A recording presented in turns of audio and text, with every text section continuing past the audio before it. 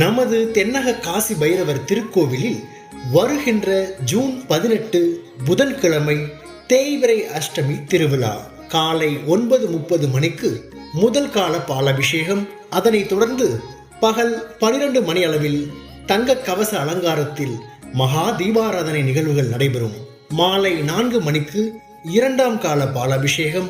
அதனைத் தொடர்ந்து இரவு 7:30 மணி அளவில் பிரம்மாண்ட ராஜ அலங்காரத்தில் மகா தீபாராதனை நடைபெறும்.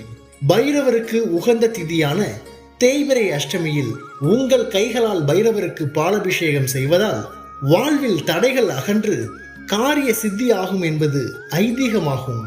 தேய்பிறை அஷ்டமியில் பைரவரை சரணடைந்து வாழ்வில் எல்லா வளமும் நலமும் பெறுங்கள். ஓம் ஸ்ரீ பைரவாய நமக.